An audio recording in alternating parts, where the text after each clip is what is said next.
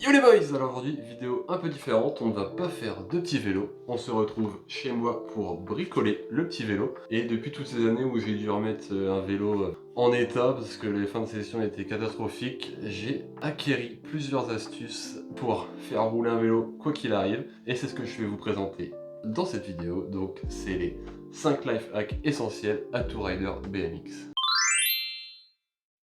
Pour ce premier life hack, c'est pour les poignets. Les poignets, c'est toujours un enfer. Quand tu ressautes tes poignets, tu galères de ouf à les monter. Et il y a une petite technique avec un petit truc qu'on a tous chez soi, du déodorant. Donc voilà, ce qu'on va faire, c'est qu'on va enlever celle-ci et puis je vais vous la remettre avec le déo et vous allez voir que franchement, c'est miraculeux. Une fois donc la poignée enlevée, vous prenez votre nouvelle poignée. Oui, bon alors moi j'ai carrément galéré à l'enlever, hein, je l'avais jamais enlevée, elle était méga collée, c'était très chiant.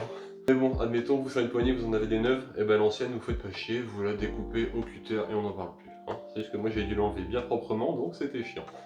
Mais pour la remettre, en revanche, tu prends ton petit déo, tu prends ta poignée, et là, alors là t'es généreux, là tu vois,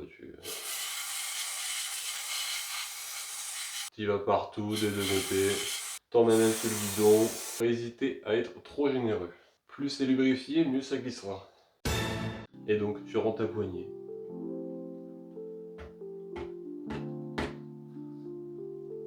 Tout simplement comme ceci. Alors évidemment là, ça va tourner. Là t'as pas un BMX mais t'as une moto. Mais bon, c'est du déo donc ça sèche très très vite. Et d'ici 10 minutes, un quart d'heure, t'es reparti et ça roule impeccable. C'était donc le premier life hack. Celui-là il est relativement connu, en vrai je pense que vous le connaissiez. Si vous ne l'aviez pas, là au moins, bah vous êtes ok au niveau des poignets, il n'y a pas d'autres life hacks possibles je pense. Maintenant on va passer au deuxième. Alors au deuxième on va rentrer dans l'élément perturbateur, surtout pour moi. À la roue arrière, j'ai beaucoup d'histoires avec les roues arrière à chaque fois, souvent en flair, quasiment à chaque fois en flair. Ma roue bouge tout le temps. Quand je ratais, ça fait paf et la roue vient frotter contre le cadre, ce qui fait que ça roule plus. Et j'ai découvert des petites techniques pour remettre ta roue droite et la retendre en éclair. Je vous montre ça. Donc je vais mimer la situation. Tu es au skatepark, tu fais un gros tricks et paf, ta roue arrière a bougé. Pourquoi ça marche pas là en fait? Ça marche au skatepark et ça marche pas en vrai, c'est quoi ce délire? Donc tu es au skatepark, tu as fait un gros tricks, ta roue a bougé. Ça ne roule plus. Que faire? Passer 3 plombes à retendre sa chaîne, ça je l'ai fait pendant très longtemps. Et en fait il y a une petite astuce toute simple. Tu viens tirer ton pegs à fond. Alors faut avoir un pegs, hein. Franchement c'est beaucoup mieux en même temps rouler avec des pegs les gars. Tu viens tirer ton pegs à fond, tu resserres tout de suite. Là forcément ta roue est bloquée contre le câble parce que tu n'as tiré qu'un côté. Et tu viens juste la remettre droite, tu serres l'autre côté. Et voilà, ta chaîne est tendue et t'es parti. Et tant qu'on est sur la roue arrière, on va passer au troisième life hack. Un peu dans la même idée, quand tu bouges ta roue après un tricks, mais que tu peux plus retendre ta chaîne, tu peux plus rien faire parce qu'elle est beaucoup trop voilée. Il y a des petites techniques pour dévoiler ta roue à l'arrache, et je vous montre ça. On se retrouve donc avec cette petite roue. Là en l'occurrence, elle n'est pas voilée, mais imaginez si ma roue, quand vous la faites tourner, elle tire vers la gauche et elle vient frotter le côté gauche du cadre. Vous repérez là où ça frotte, hop, vous le prenez. Vous savez que c'est à cet endroit-là, du coup, que la roue tire vers la gauche. Donc vous vous munissez de cette petite clé à rayon et vous resserrez les rayons du côté droit. Comme ça va la retirer de l'autre sens. Parfois, il faut jongler un petit peu. Tu resserres à droite, puis desserres à gauche pour laisser un peu respirer et y aller.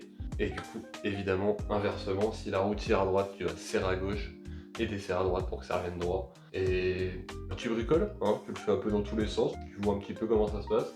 Et puis au bout d'un moment, tu vas réussir à dévoiler ta roue. Et une fois que ça frotte plus ou que ça passe au millimètre de ton cadre, et ben là t'es parti, tu reroules. En avant Guingamp.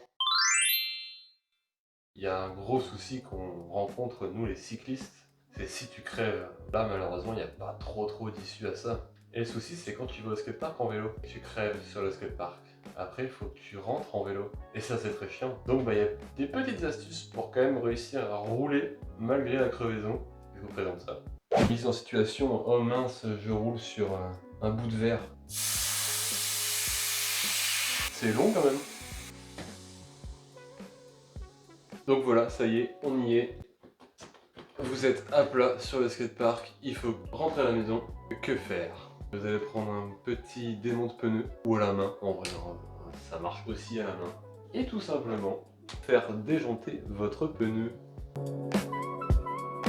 Votre pneu est donc complètement déjanté. C'est vachement ghetto, mais bah ça sauve la vie parce qu'au moins tu peux rentrer chez toi sans que ce soit trop dangereux. Donc c'était le 4e life hack. On va donc passer au dernier qui est aussi pour la crevaison, mais ce coup-ci c'est pas du correctif mais du préventif, messieurs dames. Et donc le dernier life hack de cette vidéo, les amis, votre chambre à air. Si on prend l'exemple donc que vous avez crevé, vous avez une chambre à air qui est morte, mais il ne faut pas l'acheter en vrai, elle va nous servir. Vous la coupez en deux et vous enlevez la petite partie valve qui va nous embêter si on la laisse.